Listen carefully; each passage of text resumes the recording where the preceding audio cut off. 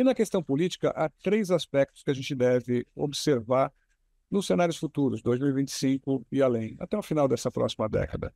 O primeiro deles é a gente vai ter uma influência mais forte, cada vez mais forte, das questões geopolíticas sobre os contextos locais. De onde vem isso?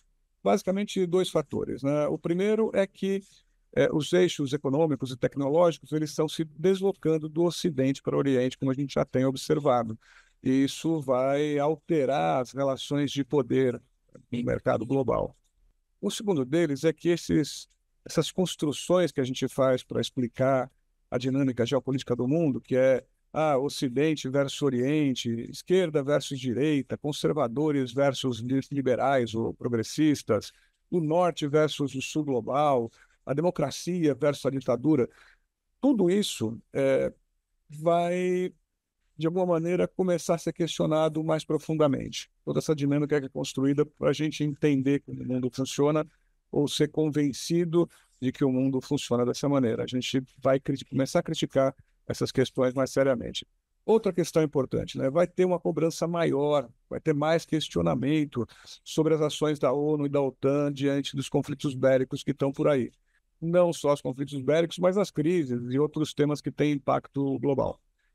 E para o Brasil, especificamente, esse é o terceiro ponto, 2025 já promete ser um ano de redefinições e reposicionamentos das forças políticas, né?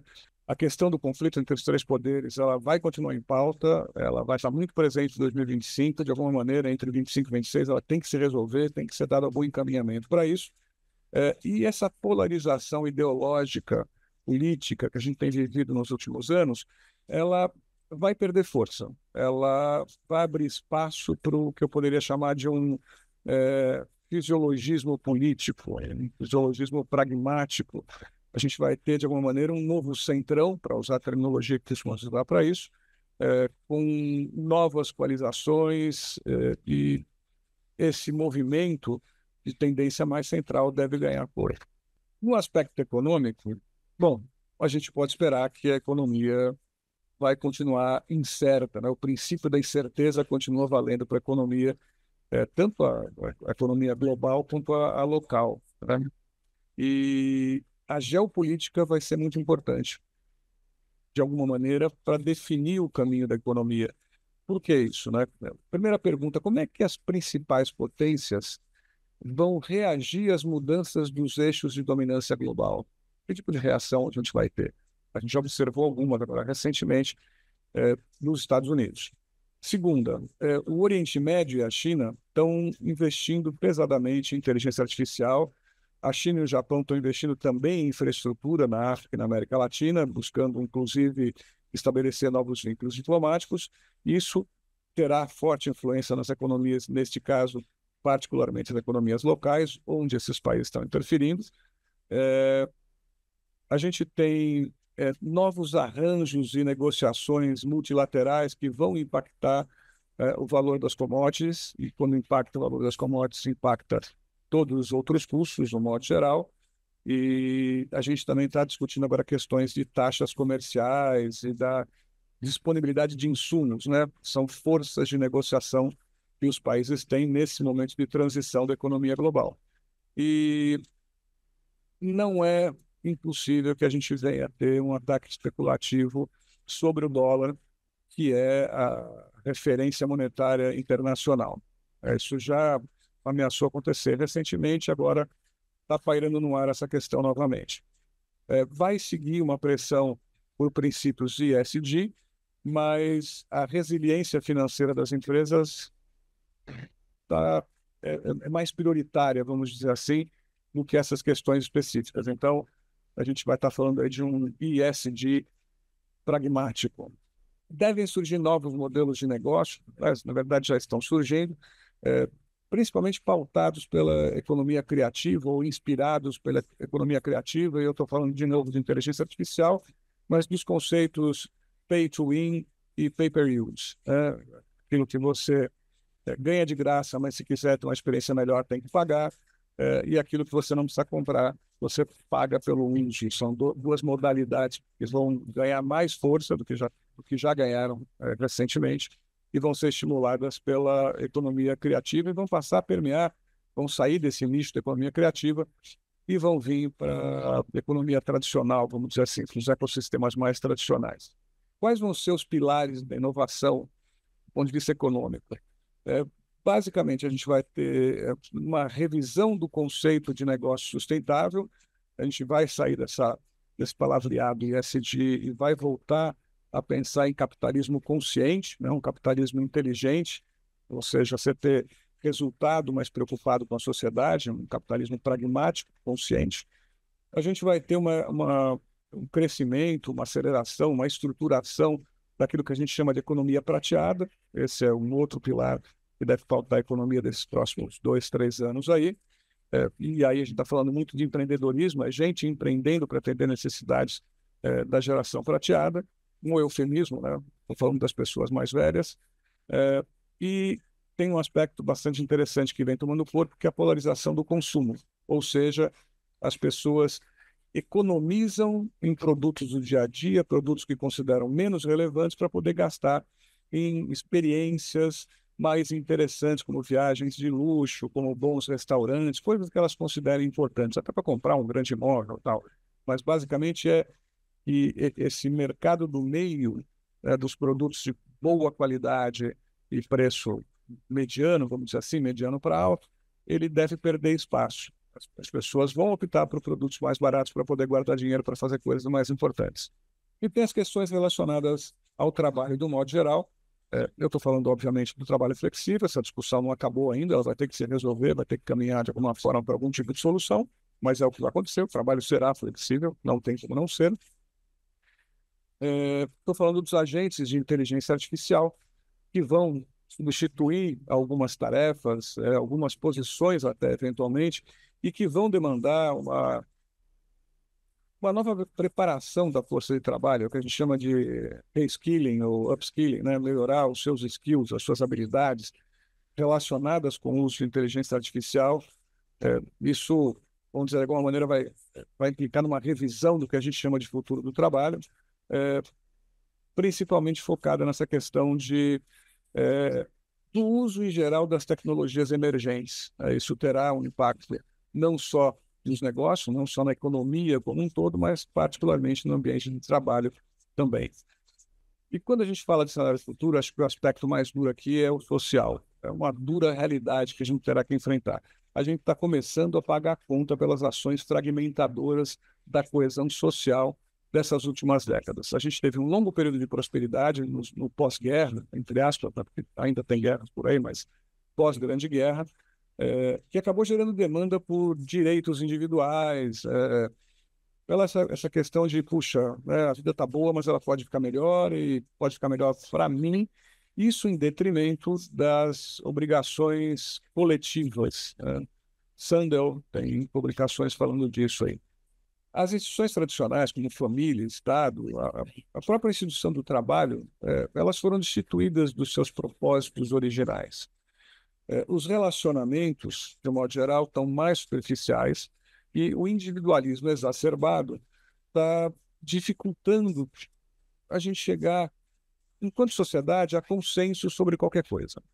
Tudo segue, neste caso, nem chega a ser polarizado, é individualizado mesmo. Cada um tem a sua opinião, cada um tem o seu bom senso. Tem uma máxima que diz que bom senso é a coisa mais bem distribuída do planeta, porque todo mundo acha que tem na medida exata. Pois é disso que a gente está falando agora. Outra questão importante é o que eu poderia chamar aqui de infantilização social. Vai ter gente me criticando por isso. Mas é um fenômeno que vem ocorrendo, primeiro pelo excessivo intervencionismo estatal, hiperlegislação. O Estado legislando sobre tudo, a gente vai falar um pouco mais sobre isso mais tarde. Segundo é que a cultura de massa e a necessidade de aprovação nas redes sociais também contribuem para que a sociedade fique mais infantilizada, em busca de alguém que resolva os seus problemas, alguém que lhe garanta os seus direitos e que... Outra questão importante é o que eu poderia chamar aqui aprovação para tudo que você faz. E o terceiro aspecto importante nessa questão da fragmentação da coesão social é um conjunto de fatores vou listar aqui o excessivo intervencionismo estatal no dia a dia da gente, a hiperlegislação, a cultura de massa e as ideologias que a gente tem, que tem permeado a sociedade nessas últimas décadas, a necessidade de aprovação em rede social, a excessiva dependência de algoritmos para tomada de decisão, tudo isso vem gerando um fenômeno que eu chamo aqui de infantilização social. Estamos, enquanto sociedade, infantilizados. Isso também não ajuda essa questão da coesão social. A expectativa para 2005 não é de melhora desse quadro, não. Embora a gente já tenha algumas iniciativas regenerativas, vamos dizer assim, que são isoladas e estão em curso. Mas se a gente olha, por exemplo, os Estados Unidos, onde a discussão do woke está muito, o woke está consciente, está desperto dos problemas sociais, né? Está atento a isso. Já vem gerando um monte de conflito, esses conflitos de lá já estão transbordando para o resto do globo.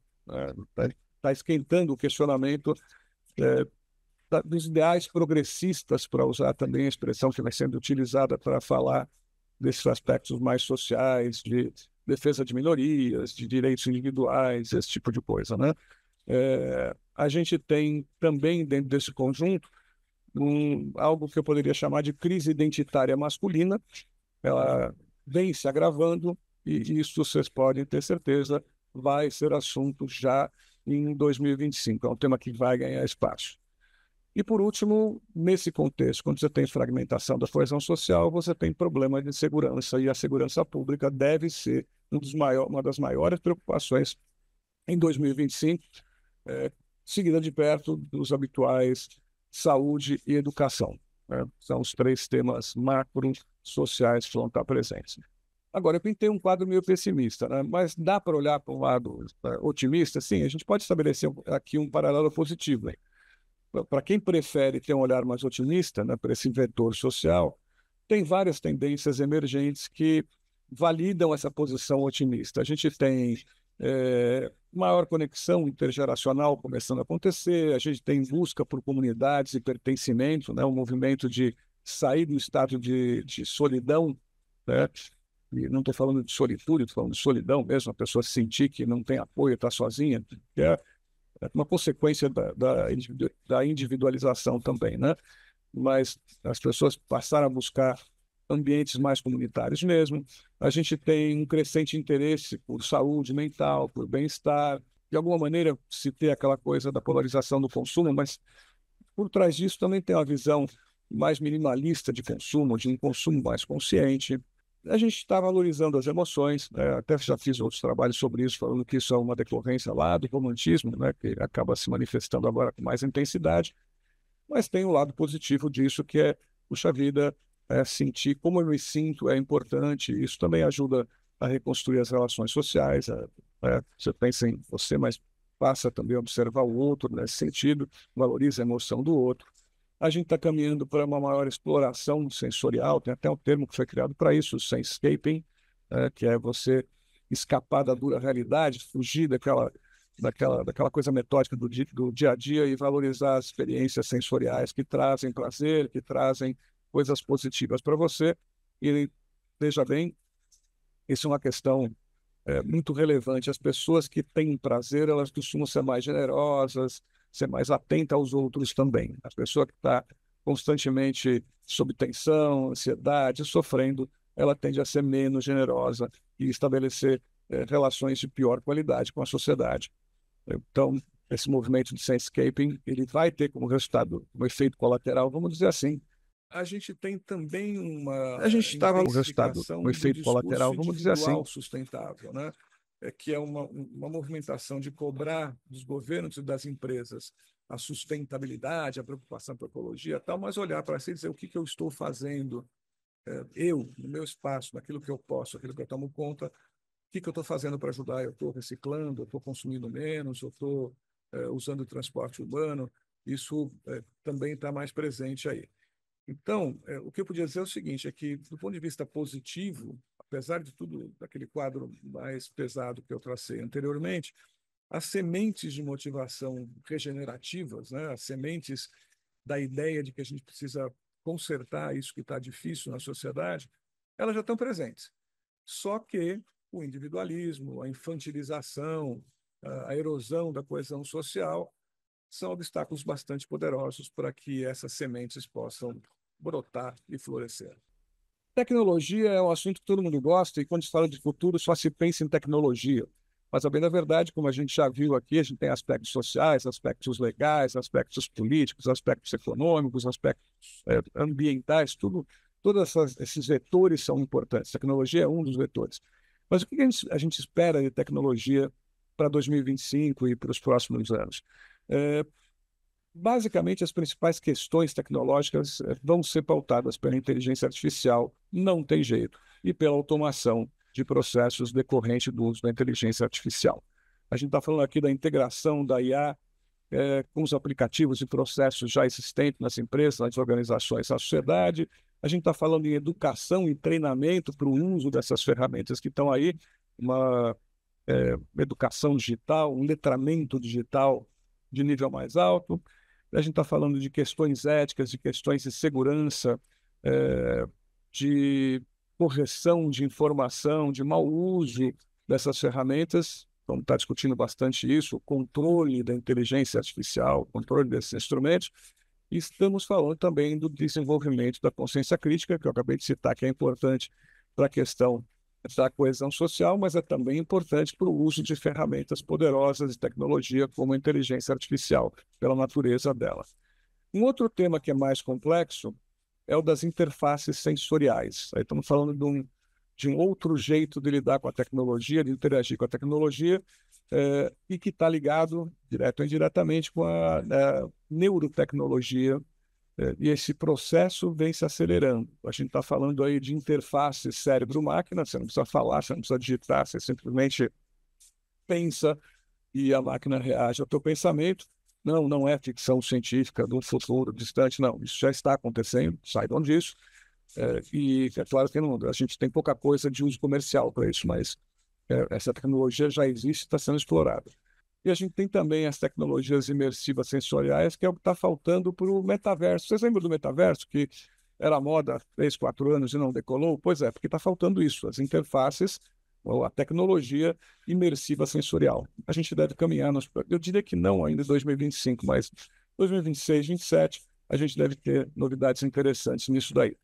O que é novo no radar e que a gente vai começar a ouvir falar em 2025? Porque tudo isso que eu falei aqui não tem nenhuma grande novidade, é só mais do mesmo, né? O desenvolvimento daquilo que já está acontecendo. A gente vai ouvir falar bem em breve, ainda no primeiro semestre, de novas arquiteturas de processamento utilizando as GPUs. GPUs são as unidades de processamento de estrutura gráfica, aquilo que a NVIDIA faz e que a gente usa para inteligência artificial. Só que agora essas arquiteturas vão estar inspiradas pelos princípios quânticos, né? Princípios da física quântica e da computação quântica, que é a simultaneidade e o emaranhamento de informações. Meio complicadinho isso daí, não se preocupe, quando chegar a hora, isso vai chegar na tua mão e você vai entender o que precisa disso daí. É simplesmente saber que, depois de muito tempo com os processadores, as CPUs, os processadores de computadores tradicionais, ficarem meio paradas, a gente bateu num teto e estamos esperando que os processadores quânticos surjam, vai ser um salto quântico na capacidade de processamento. No meio do caminho deve surgir essa solução híbrida com GPUs simulando CPUs a partir de princípios quânticos. O segundo ponto são as RIS, que são as Reconfigurable Intelligent Surface, superfícies inteligentes que se reconfiguram a partir da sua interação com elas. Chega a hora, a gente vai falar mais sobre isso. E os Smart Mirrors, os espelhos inteligentes, basicamente são paredes que refletem as ondas eletromagnéticas e que melhoram a qualidade dos sinais com baixíssimo consumo de energia. É como se tudo que te envolve passe a se comportar como um modem, como um roteador, vamos dizer assim, né? Os sinais de internet, os sinais digitais vêm de todos os lados, porque as paredes têm essa habilidade de capturar e amplificar e transmitir esses sinais. Isso vai ser também uma novidade interessante, uma surpresa aí durante 2025, talvez 2026. E a ecologia, hein, gente? E essa crise climática, essa coisa toda que está nos assolando no Brasil, no mundo, né? Bom, tudo indica que as questões ambientais vão seguir na pauta das nossas conversas, alterações climáticas principalmente, salvo algum episódio localizado de alguma coisa diferente. Então, a gente vai seguir falando em 2025 da crise climática. E a decorrência disso é que o assunto, a solução para esse problema, o foco vai estar na economia de baixo carbono e na retomada do mercado de crédito de carbono com uma maneira de, tá bom, vamos reduzir a emissão de carbono, com isso a gente caminha para resolver a crise climática, coisa na qual eu não acredito, mas vamos embora, é o que temos na mesa para o momento, né?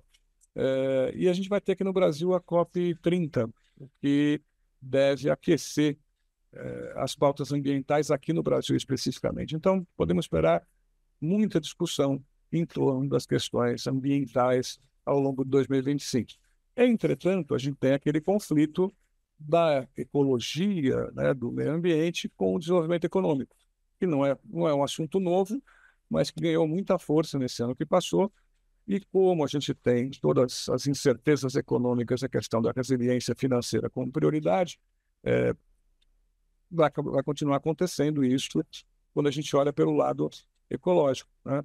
Nos Estados Unidos, as discussões sobre essa coisa, preservar meio ambiente versus acelerar a economia, deve prosseguir, né? Inclusive com a eleição do Trump, isso deve ser até ampliado. A União Europeia, ela segue comprometida com os aspectos ambientais, tá? Continua na pauta deles lá, mas estão enfrentando problemas imediatos, mais graves do que isso. Então, isso está lá, está presente, mas está um pouco mais em banho-maria e deve ter o seu foco no desenvolvimento de energias renováveis, principalmente. Há que saber que a União Europeia não tem bem resolvido o seu aspecto energético, porque ela não tem petróleo, ela usava carvão, carvão virou inimigo público número 1, então ela demanda compra de energia de outros locais, já vem investindo, claro, tem boa parte da energia hoje ela já é produzida por uma energia eólica e solar, mas essas duas também dependem de questões climáticas. No longo prazo, na Europa, a energia nuclear já reposicionada como sendo uma energia limpa, lembra que ela era vilã? Agora ela é uma energia limpa. Ela deve ganhar bastante espaço na Europa, porque é a solução que a União Europeia tem para ser autônoma em energia. Em resumo, a gente não deve esperar grandes avanços nessa área de ecologia, de meio ambiente, em 2025 e até em 2026, e as discussões vão tender a ser mais pragmáticas. Ok, isso é importante, mas a economia também é importante. Como é que a gente faz para solucionar as questões e, ao mesmo tempo, garantir o crescimento da economia, que vamos dizer, a ótimo propósito do capitalismo consciente. E o último vetor que nos falta analisar para ter as perspectivas de cenário para 2025 e além é o vetor legal. Os temas legais que prometem ser mais significativos a partir de 2025 são, primeiro, regulação do espaço digital. A gente já vem discutindo, vai continuar discutindo, e com a chegada da inteligência artificial vai discutir mais ainda, né? Estamos falando de privacidade, estamos falando de fake news, estamos falando de todas essas coisas que a gente já estava falando, continuará falando mais e com mais intensidade. Segundo, as regulações ambientais, com a questão da crise climática, esse assunto volta para a mesa com mais força. Terceiro, a revisão das políticas de segurança pública. Este é um grande impasse, né? A preocupação com os direitos humanos, e, ao mesmo tempo, com o crescimento da violência urbana, o que a gente faz para resolver essa questão, né? Sem ser leniente e tal. Lembrando que a gente tem, por cima de tudo isso, as questões de corrupção mal endereçadas, as pessoas poderosas que saem livres, todos aqueles aspectos que fazem com que a sociedade, do modo geral, se sinta insegura, perca confiança no nosso sistema legal, no nosso sistema judiciário. A gente tem também questões relacionadas à revisão da legislação trabalhista, né? Chegada do trabalho flexível e outros modelos de trabalho, como Talent as a Service outras questões aqui vão surgindo, que a nossa legislação vai evoluindo mais lentamente do que a realidade do ambiente de trabalho.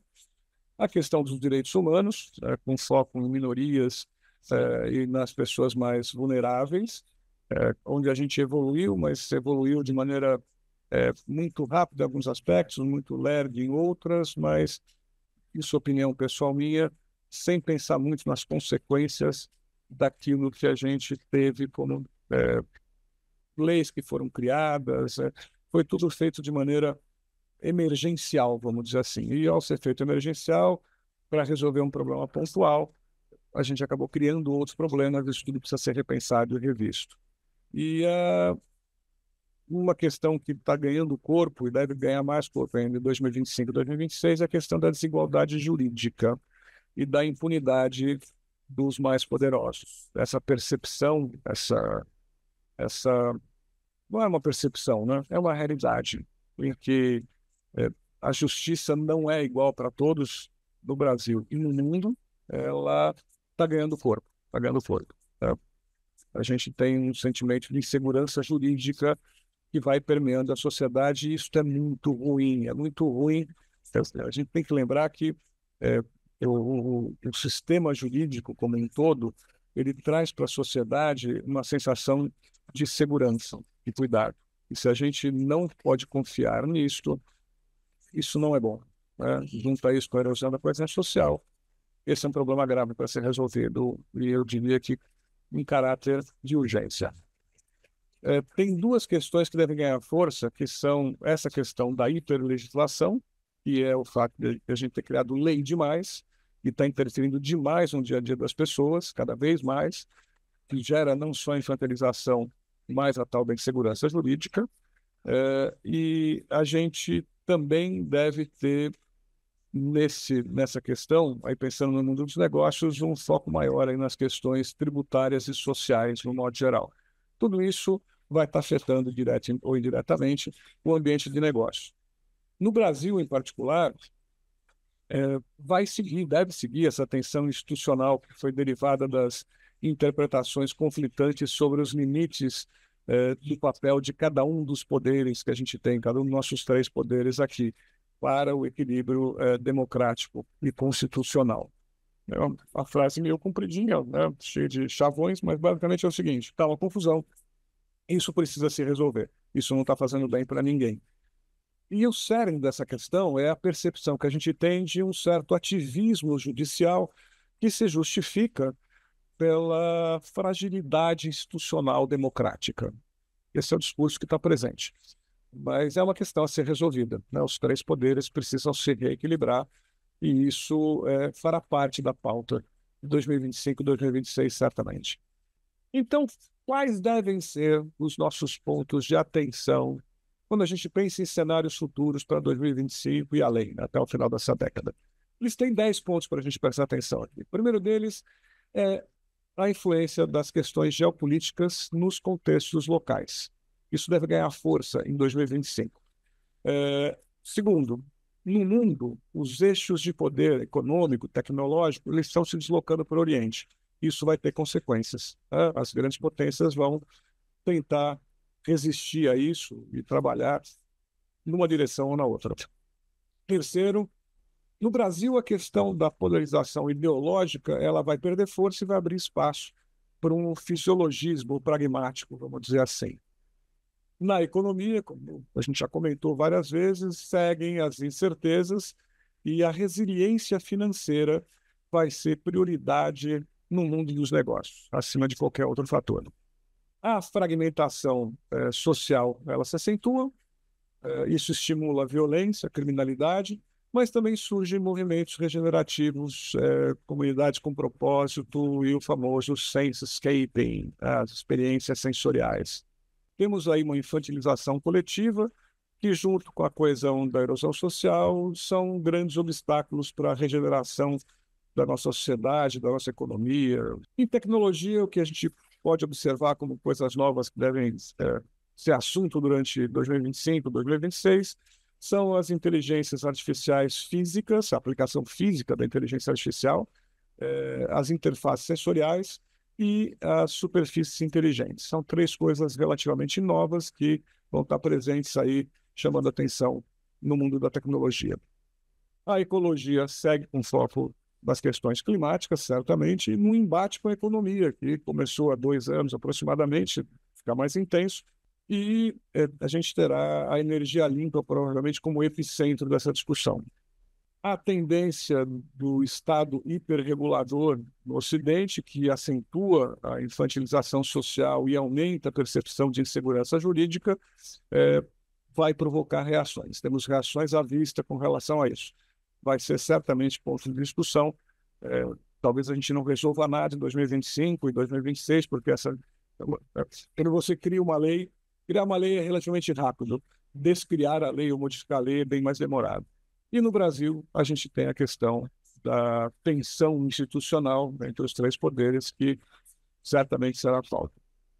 E, por último, um ponto de atenção interessante é que, com todo esse quadro complexo que está surgindo, está apontando para 2025 e 2026, surge algo que eu chamaria de saudosismo futurista, ou retrofuturismo, que é um desejo de resgatar o otimismo lá dos anos 60, 80, ali, daquelas 2 décadas em que a gente tinha um otimismo tecnológico de que o futuro seria melhor. Hoje, a gente não consegue dizer isso com tanta tranquilidade e a gente tem saudades do futuro do passado. E fica a pergunta, né? Que implicações esses itens de atenção que eu acabei de listar têm para você e para o seu negócio? Se quiser conversar sobre isso, me chama e a gente se vê no futuro próximo. Tchau.